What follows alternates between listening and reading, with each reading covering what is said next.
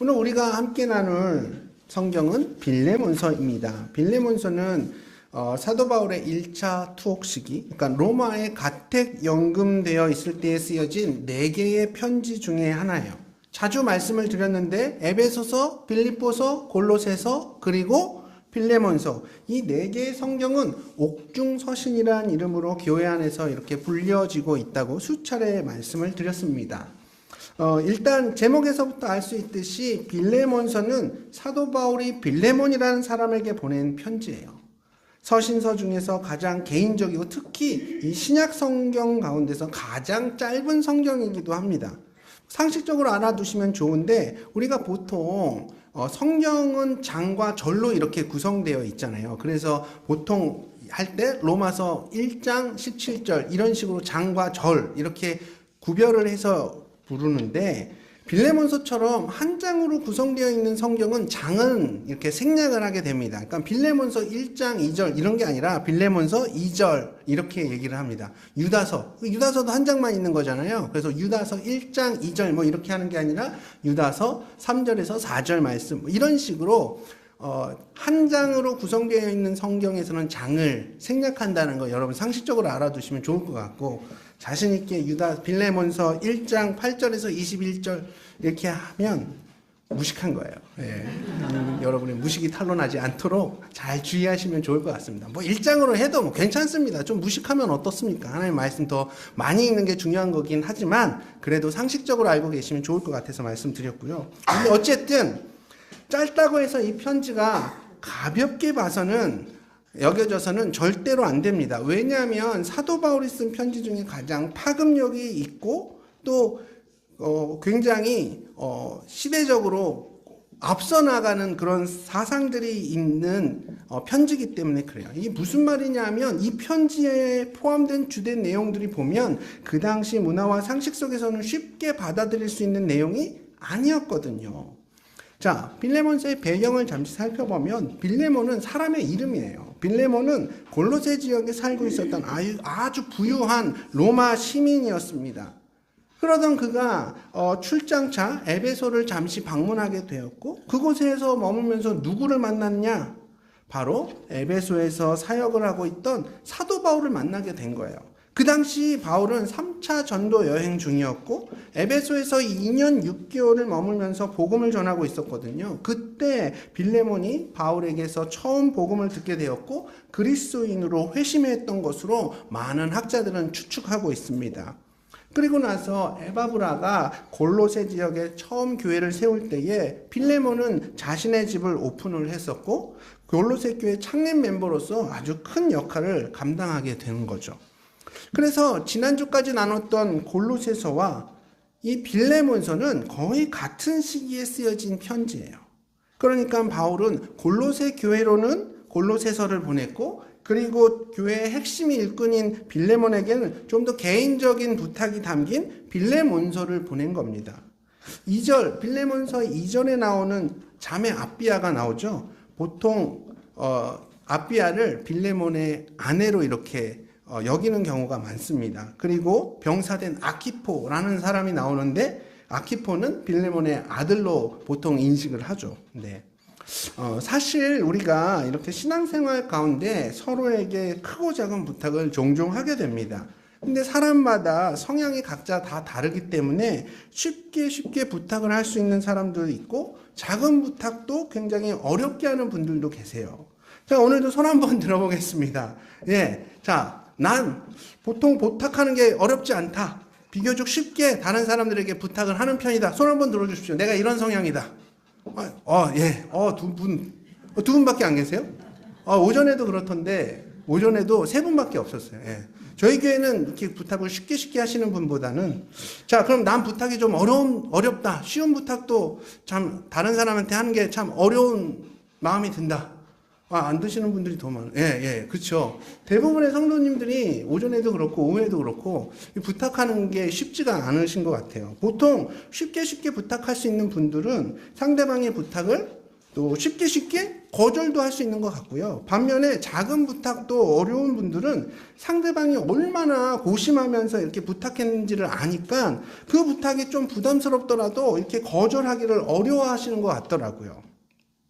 그런데 교회 안에서 목회자의 부탁에 대해서는 대부분의 성도님들이 부담스럽더라도 웬만하면 다 수용을 하게 되는 것 같습니다. 특히 장로교회 같이 목회자의 권위를 더 강조하는 그런 교회 안에서는 목회자의 부탁이 마치 하나님의 부탁인 것처럼 이렇게 인식하는 경우도 종종 있는 것 같더라고요.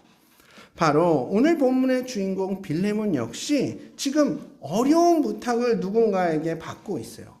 누구일까요? 우리 빌레몬서 8절 9절 말씀을 함께 읽겠습니다. 8절 9절 시작.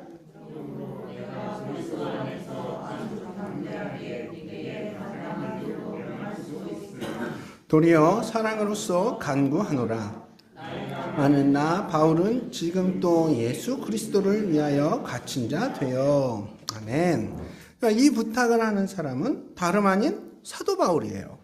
바울은 이미 빌레몬과 깊은 유대 관계를 맺고 있었고, 사실 바울은 믿음 안에서 얼마든지 빌레몬에게 명령할 수 있는 그런 영적 권위도 가지고 있는 것 같습니다. 하지만 바울은 빌레몬에게 명령하는 것이 아니라 사랑으로 부탁을 하고 있어요. 반면에 빌레몬은 지금 충분히 충성스럽게 많은 헌신을 하고 있는 사람입니다. 이미 자기 가정을 열어서 교회 예배 공간으로 헌신을 했고 계속해서 바울과 기타 많은 일꾼들을 섬기고 있었죠. 이런 빌레몬에게 바울이 하려는 어려운 부탁은 과연 무엇이었을까요? 오늘 말씀을 통해서 저는 우리 신앙생활 속에서 하나님의 말씀이 우리 각자의 삶에 어떻게 적용되고 녹아드는지 그 과정을 함께 나눠보기를 원합니다. 지금 바울이 빌레몬에게 부탁하려고 하는 말은 바로 오네시모라는 사람에 관한 거예요. 우리 10절에서 11절 말씀을 함께 읽겠습니다. 10절에서 11절 시작. 갇힌 중에서 낳은 아들 오네시모를 위하여 내게 간구하노라.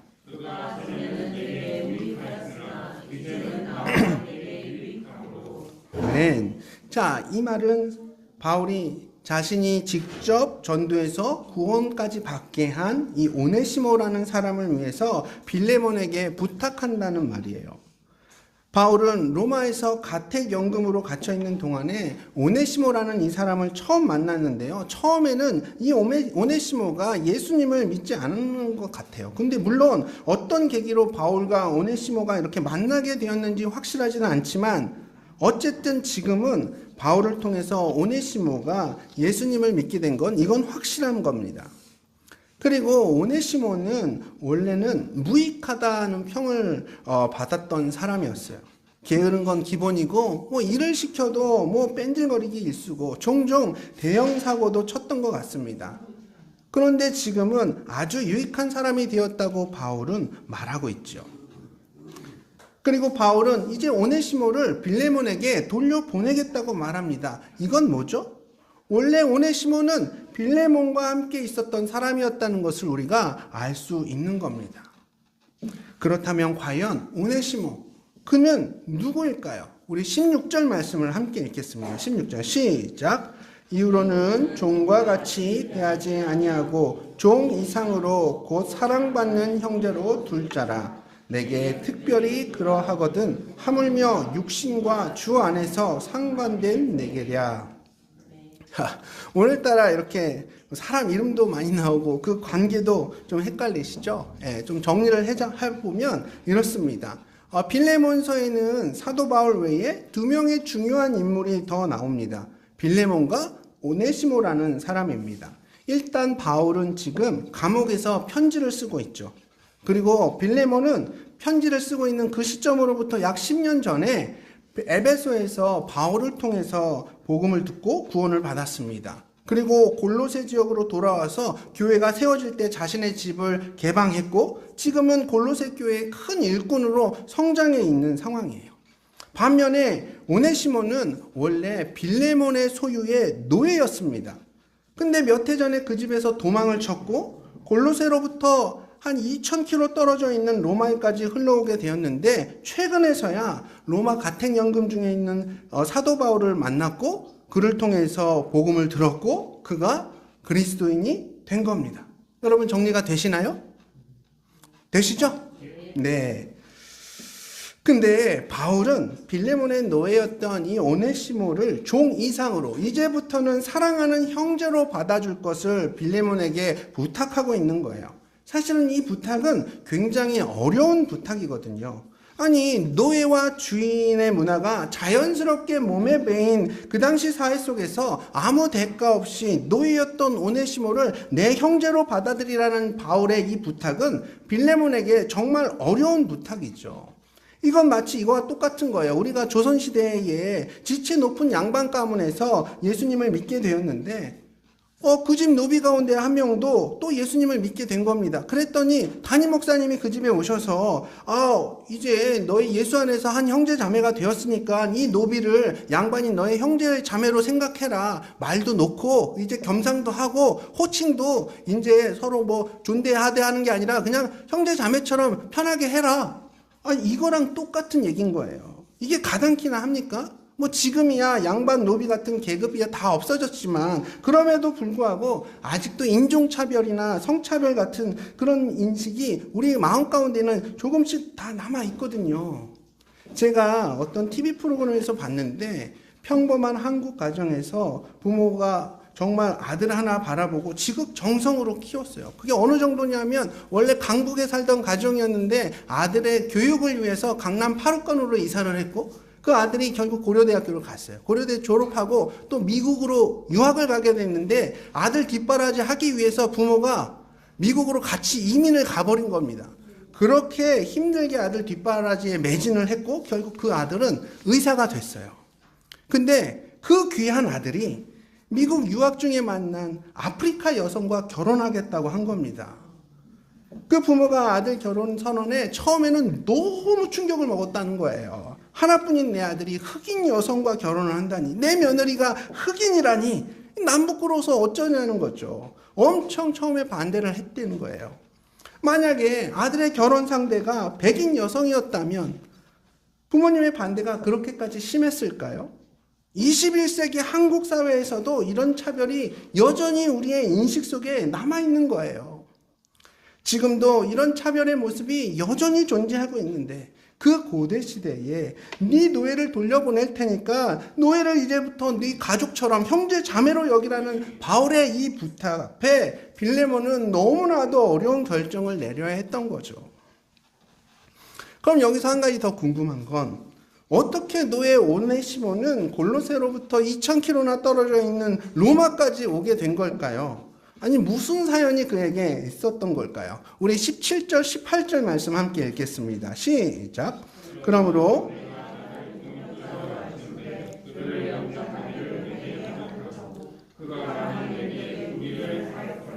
내게 빚진 것이 있었으며 그것을 내 앞으로 계산하라. 아멘.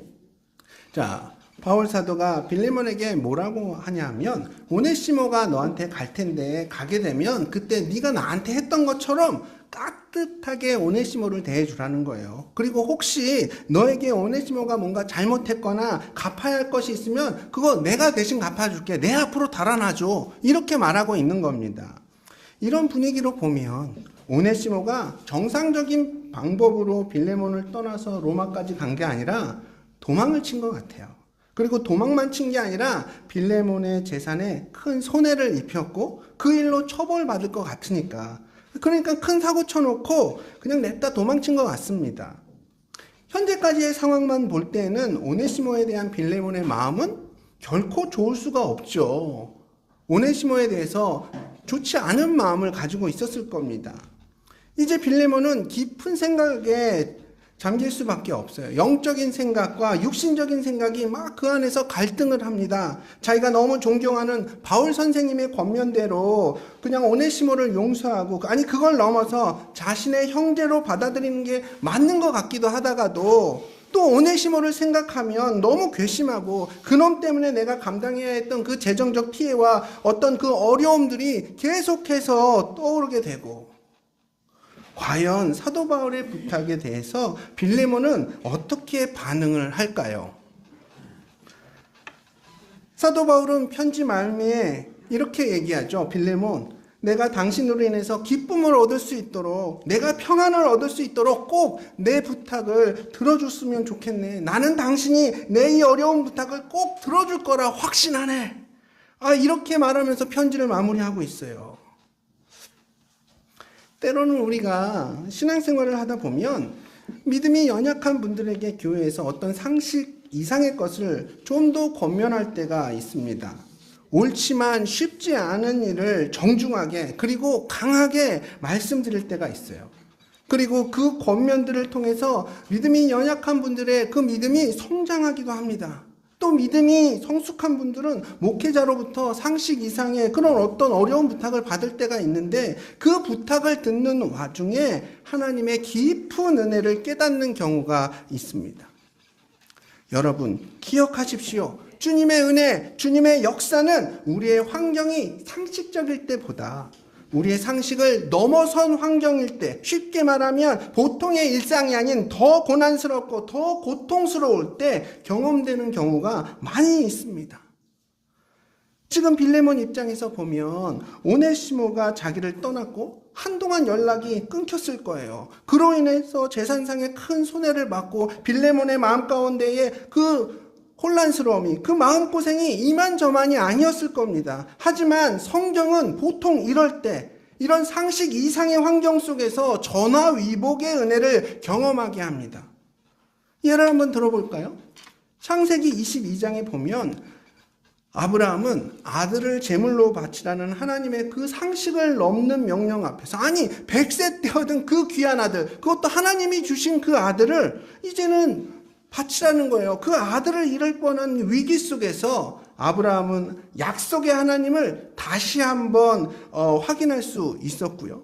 출애굽기 3장에 보면 모세는 왕자에서 도망자 신분으로 이렇게 전락했을 때, 상식적으로 보면 궁궐에 있을 때, 좀 더 힘이 있을 때, 좀 더 권력이 있을 때, 능력이 있을 때 하나님의 부르심을 받는 게 훨씬 더 나을 것 같잖아요. 이게 우리의 상식이잖아요. 근데 그게 아니라 미디안 광야에서 숨어 지낼 때, 가장 비참하고 연약할 때에 모세는 하나님의 부르심을 받습니다.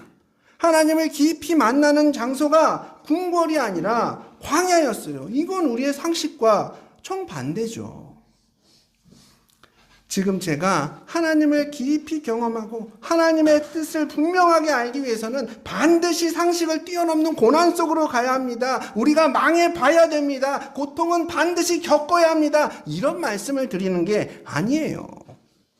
핵심은 빌레몬을 포함해서 우리 모두가 겪는 지금의 이 고통과 아픔이 반드시 비참한 미래로, 참담한 미래로 결론나지 않는다는 겁니다. 지금 이 고통과 아픔 속에서 하나님의 뜻이 더 분명하게 드러나고 그 말씀이 우리 삶 가운데에 스며들 수 있다는 거예요. 오히려 이런 상식 밖의 상황들로 인해서 그저 성경 속의 이야기였던 이 하나님의 말씀이 비로소 우리 삶 가운데 살아 역사하는 말씀으로 우리가 그 말씀을 온전히 살아낼 수 있게 된다는 거예요. 가뜩이나 빌레몬은 오네시모로 인해서 그동안 마음고생이 엄청 심했을 거예요. 거기다가 근데 바울의 편지를 받고 그간의 그런 소식들을 듣고 나서 보니까 지금은 더 깊은 갈등 속에 있는 겁니다. 어쩌면 빌레몬 마음 가운데에 이 오네시모의 구원 소식이 그리 반갑지 않았을 수도 있을 것 같아요. 아니 무슨 이런 놈도 구원을 받아. 아니 사고 쳐놓고 구원만 받으면 땡인가? 아니 내가 그동안 마음고생 한 거 생각하면 그러니까 이놈도 나처럼 고생을 해봐야 돼. 그게 공평한 거지. 이런 마음도 순간 들었을지 모르겠어요. 우리는 쉽지 않은 부탁을 권하고 있는 사도 바울과 그 어려운 부탁을 이행해야 하는 빌레몬 사이에서 하나님의 말씀이 우리 삶 가운데 어떻게 적용되어져 가는지를 확인할 수 있습니다. 하나님의 말씀이 그저 성경 안에서만 역사하는 것이 아니라 진짜 우리 일상 가운데 스며들고 있는 그 과정을 보여준다는 거예요. 그렇다면 하나님의 말씀이 우리 삶 속에 온전히 스며들려면 우린 어떻게 해야 할까요? 첫 번째로 나에게 주어진 마땅한 권한을 다 쓰지 않아야 합니다. 나에게 주어진 마땅한 권한, 내가 얼마든지 다 쓸 수 있는 그 권한을 다 쓰지 않는 겁니다. 그런 권한을 다 쓰지 않는 그 공백은 무엇으로 메꿔야 할까요? 바로 사랑으로 채워야 하는 겁니다. 보세요. 엄마가 자녀에게 완벽하게 요구할 수 있는 그런 권한이 있지만 다 요구하지 않습니다. 직장 생활로 피곤한 엄마가 자녀에게 집안일을 다 요구하지 않아요. 왜냐하면 그 나머지를 엄마가 사랑으로 채우기 때문에 엄마의 권한을 다 쓰지 않아도 괜찮은 겁니다. 가정이 굴러갈 수 있는 거예요. 오늘 본문 가운데 바울 역시 빌레몬을 향해서 자신의 마땅한 권한을 다 쓰지 않습니다. 사실 1세기 교회 안에서 사도 바울의 위상은 정말 대단했거든요. 저같이 중소도시에서 별 볼 일 없는 부목사가 아니라 정말 그의 위상은 대단했습니다. 소아시아와 유럽까지 3차례에 걸친 전도여행을 통해서 수많은 교회들을 세웠고 그를 따르는 믿음의 사람들은 어마어마했습니다. 그렇게 대단한 사람이었음에도 불구하고 바울은 한결같이 낮은 자리에서 섬기기만 하는 이런 모습이 우리에게 큰 감동을 주고 있는 거예요. 바울이 빌레몬에게 그냥 강하게 오네시모에 관한 그런 명령을 했어도 아마 빌레몬은 결국 순종했을 겁니다. 그러나 바울은 사랑의 부탁으로 명령할 수 있는 자신의 그 권한을 절반만 쓰고 있는 거예요. 지금도 똑같습니다. 우리의 관계 속에서 나에게 주어진 마땅한 권한을 다 쓰지 않아야 합니다. 그래야 서로가 서로를 정죄하지 않을 수 있어요. 그래야 우리가 하나님의 말씀대로 살아갈 수 있거든요. 만약 누군가가 실수할 때 그때를 한번 보세요. 그 실수 다 들춰내고 실수를 반복하지 않기 위해서라는 그런 명목하에 하나하나 옳고 그름을 다 따지다 보면 문제가 개선되는 게 아니라 오히려 서로 정죄하고 그 관계가 깨지는 경우가 훨씬 더 많은 걸 우리가 보게 됩니다. 또한 누군가가 나한테 상처 줬을 때, 아픔을 주었을 때 맞서서 똑같이 분노하고 똑같이 되갚아 주는 것이 아니라 나 역시 누군가에게 상처와 아픔을 주고 있음을 기억해야 합니다. 우리가 주님 안에서 오랫동안 관계를 지속할 수 있었다면 그것은 누군가가 마땅히 분노할 수 있고 마땅히 떠날 수 있고 마땅히 관계를 끊을 수 있는 그 권한을 다 쓰지 않았기 때문이에요.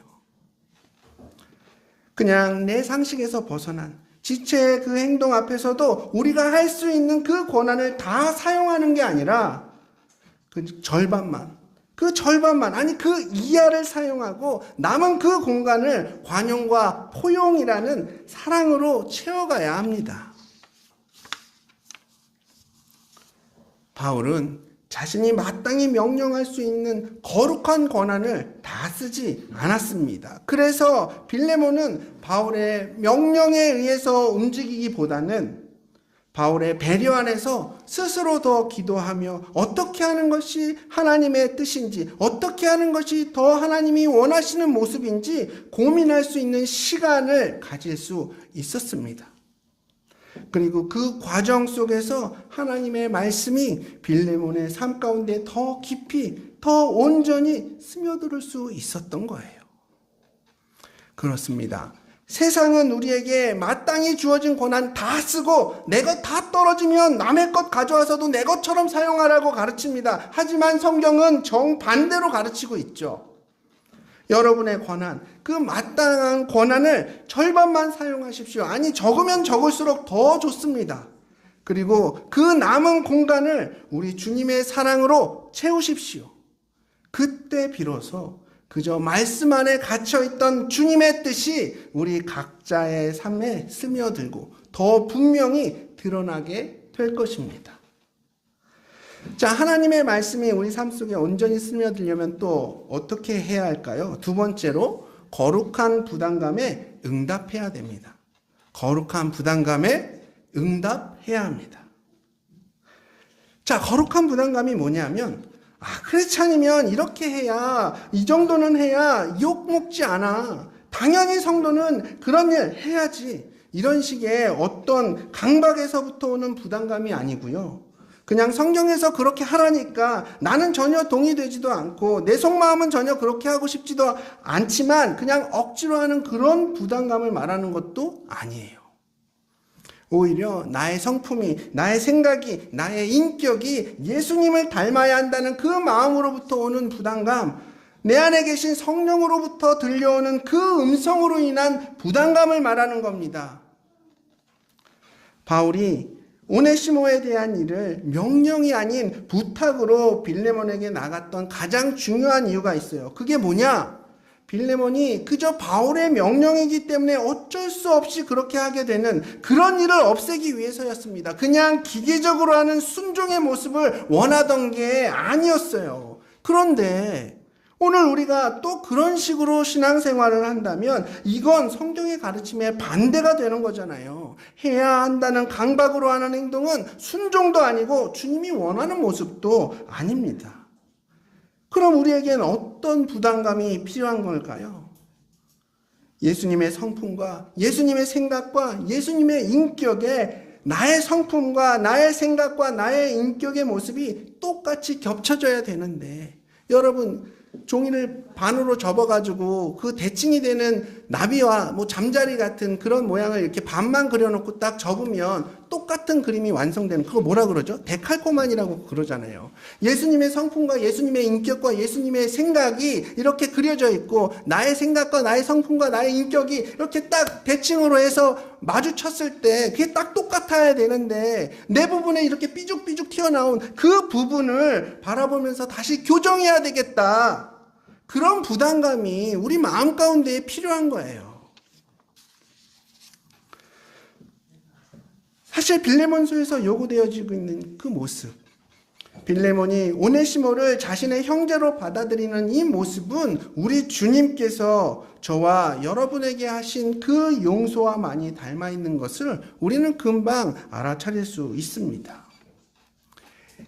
이제 빌레몬에겐 예수님의 모습을 닮아가겠다는 그 결단만 남아있는 거예요.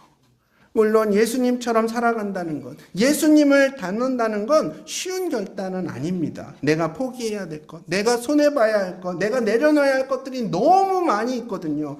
이런 고민 속에서 빌레몬은 과연 어떤 선택을 했을까요?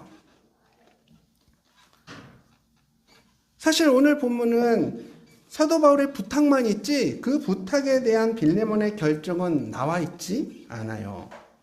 그러나 우린 분명 빌레몬이 더 예수 닮음의 자리를 선택했고 결국 오네시모를 자신의 형제로 받아주었을 것을 믿습니다. 그렇게 하지 않았다면 빌레몬서는 성경 안에 수록되지 않았을 거예요. 여러분, 오네시모라는 이름의 뜻이 뭔지 아십니까? 오네시모라는 이름의 의미가 바로 쓸모있는 이란 뜻이에요. 쓸모있는.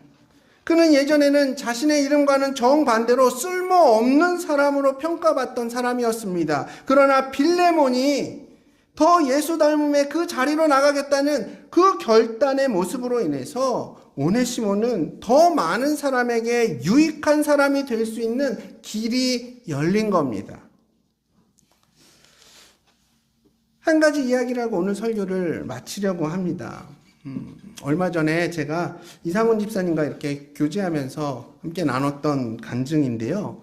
이상훈 집사님이 주간 요양보호센터를 운영하고 있다는 건 여러분 다 알고 계시죠?